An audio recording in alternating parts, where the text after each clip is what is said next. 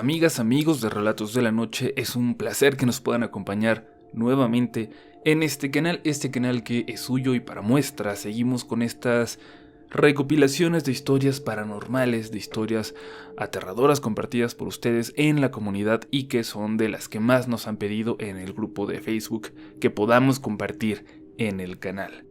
Vamos a pasar a las historias de esta noche, no sin antes recordarles que le den pulgar arriba al video y sobre todo que comenten qué historia es la que más les gustó, qué tipo de historias quieren seguir escuchando y bueno, si les gusta mucho, recuerden la mejor forma de apoyar al canal es compartiéndolo con un amigo.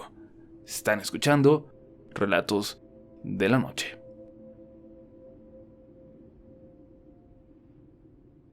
Trabajo para una empresa paraestatal y mi labor reside en tomar datos de ciertos equipos de medición todos los días a determinada hora en lugares específicamente establecidos. Uno de ellos es la antigua planta de Clorados 3 en el complejo Pajaritos, lugar donde fue aquella explosión donde murió mucha gente en el año 2016. Un día domingo hacía mi recorrido de lo más normal y me encontraba en estas instalaciones. Eran las 12 del día. El sol estaba a todo lo que daba. Los que conocen Coatzacoalcos saben que en los meses de mayo el calor y los rayos del sol son extremos. Me bajé del vehículo. Tomé mi tabla para anotar la última medición y de repente se acercó a mí una persona de aspecto mayor. Llevaba el uniforme color naranja, característico de las compañías que trabajan para esta empresa. Me llamó la atención que parecía que trajera grasa automotriz en la cara. Su ropa estaba rasgada y su aspecto era sucio. Traía una botella de plástico en la mano y me dijo: «Jefecito, ¿no tiene usted un poquito de agua que me regale?» «No, hermano, traía un refresco, pero ya me lo terminé. Si no, con gusto te regalaba un poco», le respondí. Y él, ya un poco desanimado, solo me dijo: «Está bien, jefe, no se preocupe». En eso me enfoqué a tomar mis datos para irme al siguiente punto, pero mientras hacía esto le decía: «Si gustas, ve con el vigilante. Ahí tienen un garrafón con agua fría y te deben dar un poco». Pero cuando terminé de hablar me di cuenta de que ya no había nadie. Este equipo estaba lejos de todo, por lo menos lo tendría que haber visto alejarse, pero no fue así. Y bueno, traté de no darle importancia, así que me subí a mi vehículo y lo arranqué. Pero en eso sentí curiosidad e hice un recorrido cerca del área para comprobar que se había visto a un trabajador. No encontré a nadie. Intenté ignorarlo y pensé: algún tipo que andaba crudo y por eso estaba buscando agua. Me dirigí a la salida. Ahí le comenté al vigilante: «No tarda en venir un crudito de la compañía por agua». Los dos vigilantes se quedaron viendo. Me dijeron: «No, compañero, ahorita no hay trabajando ninguna compañía». «Entonces es del taller mecánico», les dije. «No, hace años que los talleres están cerrados. Y si así fuera, es domingo. Ni las compañías ni los talleres trabajan». En eso llegó un tercer vigilante, un señor ya de edad avanzada. Le contaron y me dijo: «Ay, hermano, lo que tú viste fue un difuntito que anda penando». Ya con un ambiente serio, los tres coincidieron en algo y el mayor de ellos lo describió así: «Hijo, de noche, de plano mejor no hacemos el recorrido en esa zona. Se escucha gente gritando, fierros cayéndose, se ven sombras, se escuchan llantos. Es un lugar de mucho miedo y si tienes el valor de hacer el recorrido se te apaga la lámpara y en el radio se empiezan a escuchar voces». Yo solo pude responder: «Amigo, si de día se ven, no me quiero imaginar de noche».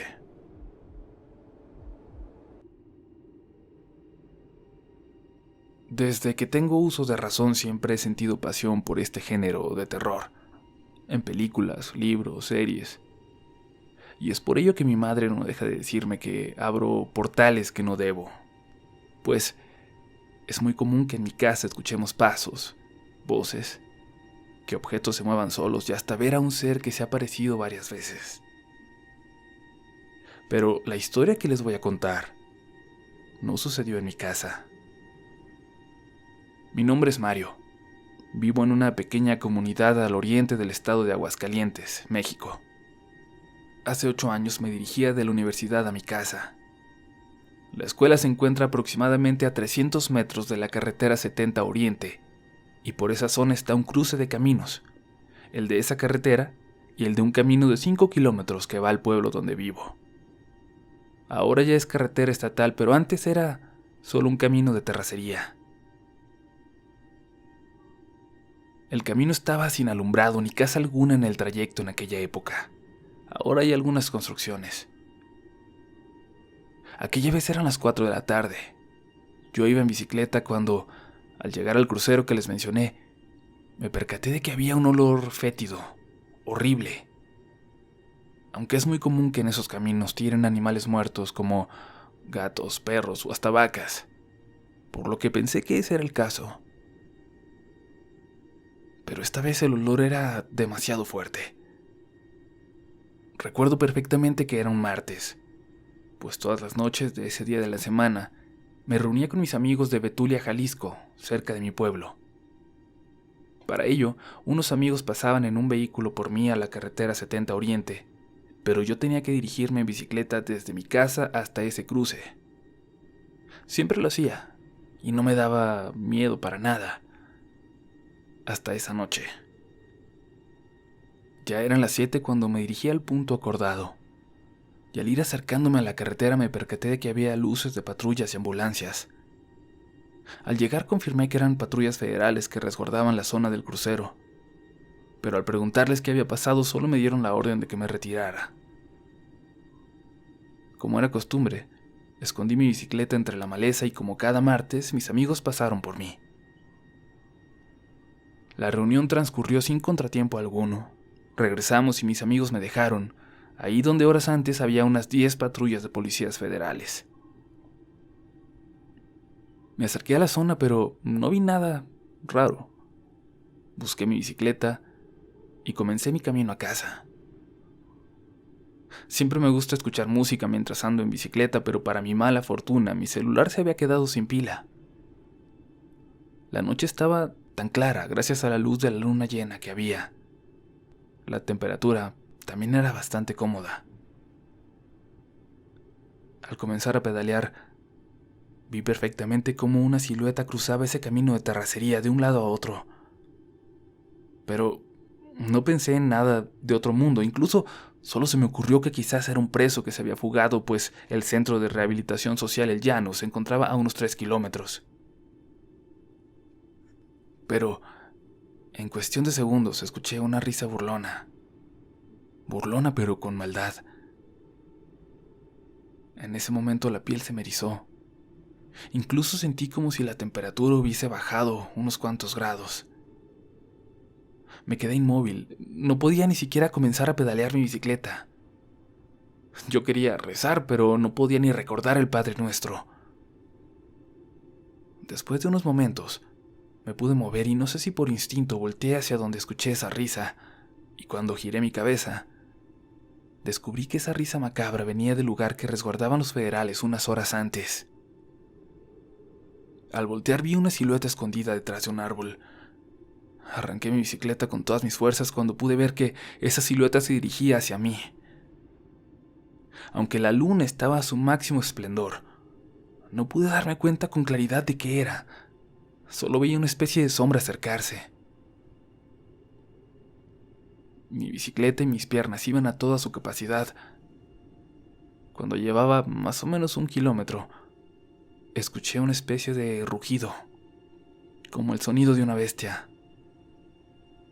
Paré mi bicicleta y no sé si por estupidez o por intuición, volteé hacia atrás y vi como un perro negro me seguía.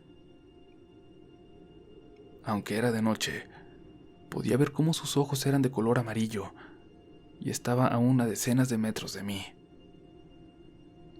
Sé que muchos quizás no me van a creer, pero les aseguro que lo vi perfectamente. Y entonces dio media vuelta y regresó rumbo a la carretera. Continué mi camino y me tomó 10 minutos llegar a mi casa cuando normalmente hago 20. Mi mamá estaba despierta esperándome, cosa que nunca hacía. Cuando le pregunté que por qué estaba despierta, me dijo algo que me heló la sangre. Me dijo que habían encontrado una cabeza humana en el crucero, donde minutos antes había vivido el peor momento de mi vida, y que estaba muy preocupada por mí. Yo tan solo la abracé, le dije buenas noches y me fui a mi habitación. Durante toda la semana siguiente me reporté enfermo en la universidad. Cuando llegó el martes de reunión, le pedí a mis amigos que pasaran por mí hasta mi casa. Las reuniones eran de un movimiento juvenil católico, así que al llegar, hablé con el sacerdote que siempre estaba presente. Le comenté lo que me había sucedido. Me regaló entonces una pulsera de San Benito. La bendijo y me dijo que nunca me la quitara, pues lo que había visto no era el alma del cristiano que el crimen organizado había asesinado, sino un demonio. Un demonio que se aprovechó de la situación, pero ¿para qué? No lo sabía. Me pidió que no tuviera miedo al pasar por ahí, pues el demonio no necesita de un lugar en específico para hacer de las suyas. De regreso a casa, al bajar por el camino de terracería, la persona que iba de copiloto nos preguntó: ¿lo vieron? Y sin decir nada más, el piloto dijo: la sombra que cruzó el camino. Yo no pude evitar ponerme nervioso, pero no les dije lo que me había sucedido para no sugestionar su regreso. De hecho, me costó 9 meses contarles. Desde entonces, no he vuelto a pasar por ese punto de noche y de día. Me fui en carro a la universidad, acompañado por otros estudiantes de mi pueblo. Después de ese evento, mis amigos y yo nos dirigíamos a Betulia por un camino de terracería más largo que está más adentro de mi pueblo, con tal de no pasar por ese lugar de noche. De esto hace ya años. Si quise contarlo hasta ahora fue porque he visto, de nuevo, a esa sombra y a ese perro, pero en un lugar completamente diferente. Después de que me gradué, he tenido la oportunidad de trabajar en lo que estudié. Actualmente laboro en una granja criadora de cerdos. Para llegar a ella tengo que atravesar el monte o seguir por un camino de terracería, pero por este camino tengo que cruzar una especie de represa que, en época de lluvia, llega a desbordar y es hábitat de bellas especies de aves. En septiembre del 2018, acudí a una fiesta en casa de un amigo que vive cerca de la granja. Estuvimos conviviendo, bebiendo, y al terminar me transporté como de costumbre a bordo de mi motocicleta y para ahorrar tiempo, decidí cruzar por el monte. Cuando llegué a la especie de represa que tiene una curva, escuché el llanto de un bebé. Era tan fuerte que aún con los audífonos que llevaba pude escucharlo claramente. Detuve mi marcha, pero supe que no era un bebé cuando descubrí que el llanto venía desde el centro de la represa. Encendí mi moto para arrancar cuando escuché perfectamente esa risa macabra, la que había escuchado años atrás. Al llegar a la curva, vi como un perro se metía entre la hierba.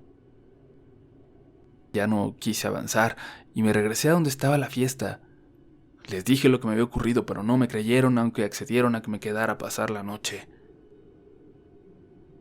Creo que volvió ese ser. Creo que la pulsera me protegía, pero como en la granja me tengo que bañar al ingresar y salir por cuestiones de bioseguridad, un día la perdí y no volví a comprar otra. Desde entonces no me gusta andar lejos por las noches, y mucho menos si voy solo. Afortunadamente sigo en contacto con ese sacerdote, que me regaló una cadena con una cruz y con un San Benito al reverso. Si ustedes creen en Dios, pero no en cosas paranormales, solo les digo una cosa. Así como existe Dios, existe Satanás y sus demonios, que no paran ni de día ni de noche.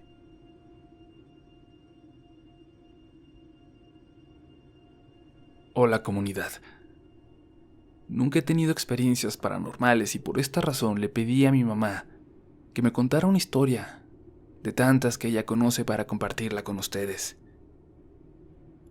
Dicho esto, comienzo con el relato y espero lo disfruten. Esta historia sucedió en los años 50, en algún lugar de Sonora.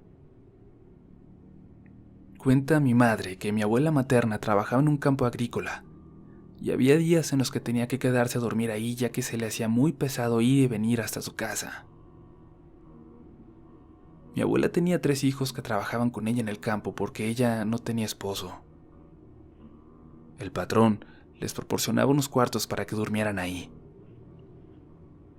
En el campo había trabajadores de pueblos aledaños, y los que vivían cerca obviamente se iban a su casa y regresaban al otro día por la mañana. Los que venían de lejos preferían irse los fines de semana a sus respectivos hogares. Cierta ocasión el capataz de dicho lugar les avisó que en los próximos días iban a necesitar palas y azadones, por lo que les dijo a los trabajadores que los que no contaran con dichas herramientas las consiguieran, ya que las que había en el campo no alcanzarían para todos. En aquellos tiempos era común que las personas tuvieran sus propias herramientas de trabajo. Mi abuela, al no contar con lo que le pedían, le dijo a su hijo mayor que él tenía que ir por las herramientas hasta la casa. Al día siguiente se levantaron muy temprano como de costumbre. Mi abuela preparó el lonche que mi tío llevaría para el camino, el agua y todo lo necesario para el viaje. Mi tío Pancho, en aquellos tiempos tenía 17 años. Mi madre lo describe como un joven tranquilo, trabajador y muy obediente. Según cuenta mi madre, su hermano Pancho salió en la carreta a las 9 de la mañana. Mi abuelita lo bendijo y le deseó suerte en el camino. El viaje era de 4 horas aproximadamente entre ida y venida en la carreta. Pero mi abuela no se preocupaba, ya que en aquella época no había tantos peligros en los caminos como ahora. Mi abuelo vio a su hijo perderse en el camino y sabía que tenía que estar de regreso entre las 4 y las 5 de la tarde. El resto del día transcurrió sin novedad. Cayó el atardecer y mi tío no llegó. Mi abuelita se preguntaba qué era lo que había pasado con su hijo, por qué tardaba en volver. Pancho sabía que debía regresar antes de que cayera la noche. Era el mes de agosto y el sol tardaba en ocultarse. Mi abuelita tenía la esperanza de que llegara antes de las 8 cuando aún se veía. Pero no fue así. Mi tío no llegó. Las horas pasaron y mi abuela y sus hijos solo pedían que nada malo le hubiera ocurrido a Pancho. Trataban de mantenerse positivos. Tal vez en una de esas, el tío Pancho había decidido pasar la noche con los parientes y salir hasta el otro día. O tal vez se había sentido mal, o al caballo le había pasado algo. Esta y muchas ideas pasaban por la cabeza de la abuela. Incluso por un momento pensó en ir y pedirle una carreta prestada al patrón para ir en búsqueda de mi tío, aunque ya era muy tarde. En este punto de la historia, mientras me la contaba mi madre, yo ya me estaba haciendo ideas en la cabeza. Creía que mi tío había sufrido un accidente o que le habían quitado la carreta a unos ladrones. Lo que les relataré a continuación me parece como sacado de un libro, pero mi madre jura que es real. Según esto, en aquellos tiempos el monte era bastante espeso. Mi mamá cuenta que era fácil perderte, que antes el monte no era como ahora, que era muy tupido, que mucha gente se norteaba y ya se habían dado casos de que se perdieran de esta manera. Mi tío conocía bien la ruta, ya que no era la primera vez que pasaba por ahí, pero supuestamente, al adentrarse en el camino que lo llevaría a casa, algo pasó. Mamá cuenta que uno se internaba en el monte y había distintos caminos y veredas que te llevaban a X o Y lugar. La gente los conocía bien. El día que mi tío fue por las herramientas, se perdió en el monte. Dicen que solo estaba dando vueltas en el mismo lugar como si fuera un laberinto. No llegaba a ninguna parte. Todos los caminos se veían iguales y pues nada. Se quedó atrapado, por llamarlo de alguna manera. El caso es que entre vuelta y vuelta le cayó la noche y mi tío para estas alturas del partido ya estaba asustado. El caballo cansado. Ya había perdido hasta la comida que llevaba. En su desesperación ni siquiera supo dónde quedó el agua. Estaba perdido en esa oscuridad y por si fuera poco, nadie pasaba por ahí. O al menos, eso era lo que él creía. Mi tío les contó que solo escuchaba sonidos de animales nocturnos y nada más. Tenía miedo y ya sin fuerzas de nada, dice que bajó de la carreta. Viéndose solo, comenzó a llorar de la desesperación. No entendía qué estaba ocurriendo. No sabía cuánto tiempo había transcurrido. Perdió la noción del tiempo. Se veía solo, sentado en el suelo, sucio, con hambre, con sed, cuando a lo lejos escuchó que se aproximaban unas voces y con las fuerzas que le quedaban, gritó: ¡Ey! ¡Ey, acá estoy! No tengan miedo, no les voy a hacer nada, estoy perdido. Los que se acercaban eran 2 hombres a caballo. Venían fumando y platicando. Se acercaron a mi tío y le preguntaron qué es lo que hacía a esas horas de la madrugada ahí. Mi tío les dijo que se había perdido y que no había podido salir del monte, que tenía mucha hambre y sed. Los hombres le ofrecieron agua y unos tacos. Al caballo le dieron de beber. Le preguntaron que a dónde se dirigía y de quién era hijo. Mi tío les dijo que iba para el sufragio y que su mamá era doña Polonia. Los señores le dijeron que era una casualidad ya que mi abuela era media hermana de ellos. ¿Qué tan desorientado estaría mi tío que ni siquiera reconoció a sus parientes? El caso es que los hermanos de la abuela lo encaminaron. Saliendo del monte le indicaron qué ruta seguir. Le dijeron que se fuera derecho por donde ellos le habían indicado y que no se desviara. Les faltaban unos 15 minutos para llegar a la ranchería, cuando se separaron de él.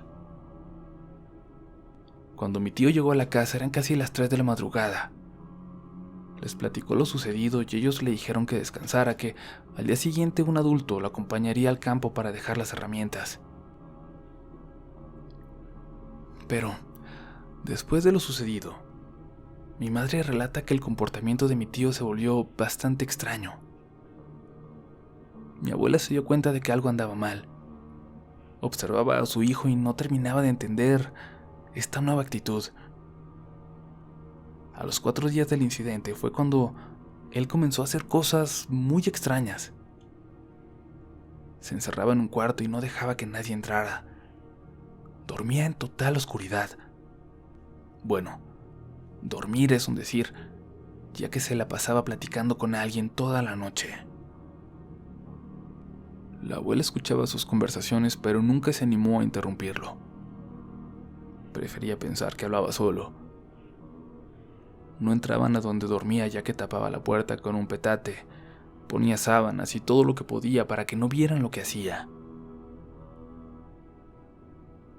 Ya había pasado una semana y mi abuela le preguntó a mi tío Pancho que por qué se encerraba en el cuarto, que con quién hablaba en las noches. Mi tío le contestó que se encerraba para poder estar con su esposa, ya que ella era bastante tímida y no quería que la vieran, aún. y si lo escuchaban hablar era porque ella platicaba con él. Supuestamente la esposa de mi tío llegaba en cuanto la noche caía. Se metía al cuarto con él y la única condición era que no hubiera nada de luz. Por esta razón mi tío, en cuanto oscurecía, no salía para nada del cuarto y andaba desnudo por él. Cuando mi abuela escuchó las palabras de mi tío, se quedó bastante sorprendida. Se había vuelto loco.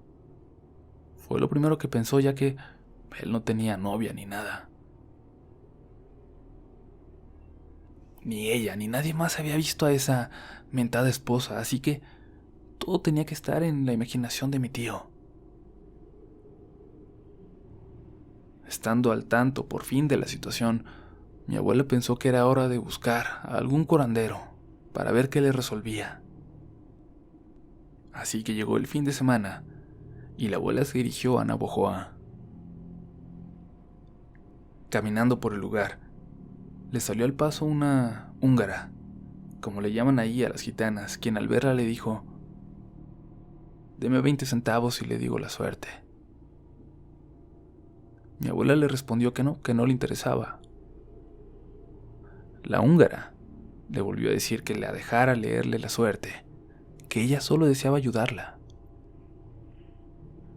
Mi abuelita se volvió a negar y la mujer le dijo: «Ándele, señora, déjeme ayudarle. Usted tiene a uno de sus hijos malito». Cuando la abuela escuchó esto, cambió de opinión. Le dio los 20 centavos y la húngara le dijo que le soplara 3 veces a la moneda. Le tomó la mano a la abuela y le dijo que ella conocía bien a la persona que podía curar a su hijo, que este señor vivía en un pueblito al lado del mar. La abuela le contestó que ella no conocía a ningún curandero, pero la mujer le dijo que sí, que ella lo conocía, que la abuela y ese señor le habían hecho una fiesta a un santo. Entonces la abuela recordó que hace poco ella y otras personas habían hecho fiesta en honor a un santo y que había conocido a una persona con las características que decía la mujer.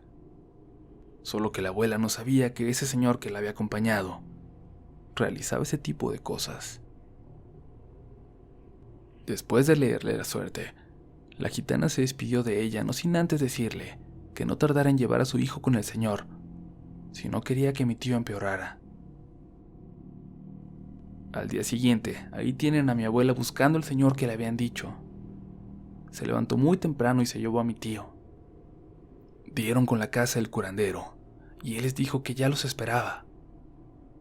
La abuela lo puso al tanto de la situación y lo que escuchó de labios del curandero la dejó sorprendida. Según él, el día que mi tío se perdió en el monte, pasó por un lugar donde había un nido de víboras. Una de ellas lo eligió como esposo y lo encantó. Por esta razón, mi tío no quedó bien de sus facultades. La víbora lo enloqueció de tal manera que mi tío la veía en las noches y tenían relaciones sexuales. Se le presentaba en forma de mujer joven y de cuerpo hermoso. Solo él podía verla y hablar con ella. De hecho, mi tío no dormía por las noches y su apetito había disminuido.